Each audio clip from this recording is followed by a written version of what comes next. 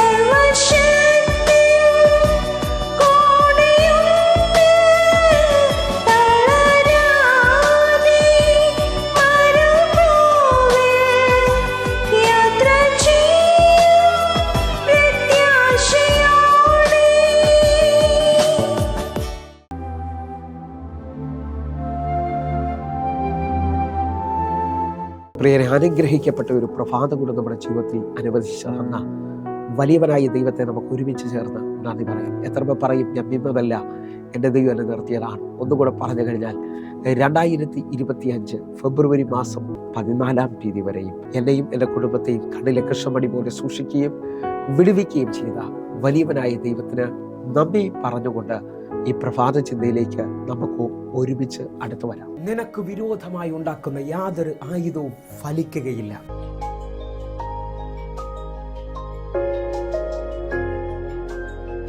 പ്രാരംഭവാക്യത്തിലേക്ക് യേശയ്യാ പ്രവാചകന്റെ പുസ്തകം 54-ാം അധ്യായം അതിന്റെ 17-ാമത്തെ വാക്യം. നിനക്ക് വിരോധമായി ഉണ്ടാക്കുന്ന യാതൊരു ആയുധവും ഫലിക്കുകയില്ല. ന്യായവിസ്താരത്തിൽ നിനക്ക് വിരോധമായി എഴുന്നേൽക്കുന്ന എല്ലാ നാവിനെയും നീ കുറ്റം വിധിക്കും.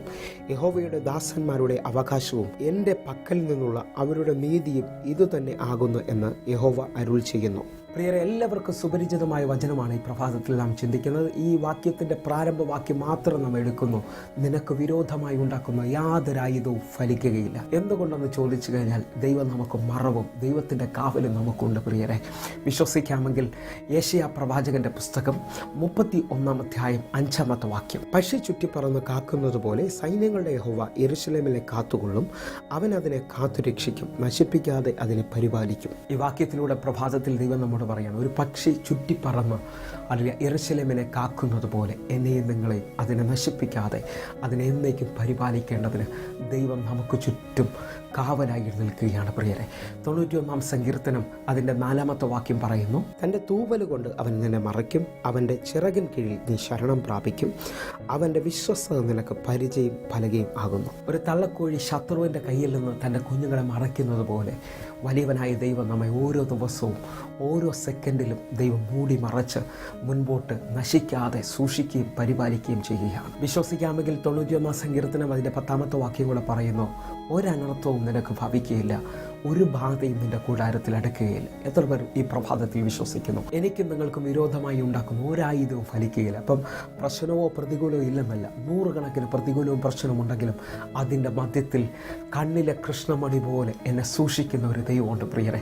അങ്ങനെ വിശ്വസിക്കുന്നവർ ഈ പ്രഭാതത്തിൽ ദൈവത്തിന് നന്ദി പറഞ്ഞുകൊണ്ട് നമുക്ക് ഒരുമിച്ച് പ്രാർത്ഥിക്കാം. പ്രിയരെ, ഞങ്ങളെ സ്നേഹിക്കുന്ന ഞങ്ങളുടെ നല്ല ദൈവമേ, ഒരുമിച്ച് ചേർന്ന് ഞങ്ങൾ പ്രാർത്ഥിക്കുന്നു. കർത്താവേ, അങ്ങയുടെ കാവലിനായിട്ട് അങ്ങയുടെ വലിയ പ്രൊട്ടക്ഷനായി ഞങ്ങൾ വിശ്വസിച്ചുകൊണ്ട് പ്രാർത്ഥിക്കുന്നു. ഞങ്ങൾക്ക് വിരോധമായി ഉണ്ടാകുന്ന ഒരായുധവും ഫലിക്കത്തില്ല എങ്കിൽ ഇന്ന് ചില ഗുഡ് ന്യൂസുകൾ അങ്ങ് ഞങ്ങൾക്ക് തരുവാൻ പോകുന്നതിനായി നന്ദി. ഓരോ മക്കളെയും ഞങ്ങൾ ഏൽപ്പിച്ച് പ്രാർത്ഥിക്കുന്നു. അത്ഭുതമായ വിടുതലുകൾ സംഭവിക്കട്ടെ, അത്ഭുതമായ വഴികൾ തുറക്കട്ടെ. കഥാവധി ചെയ്തതിനായി നന്ദി.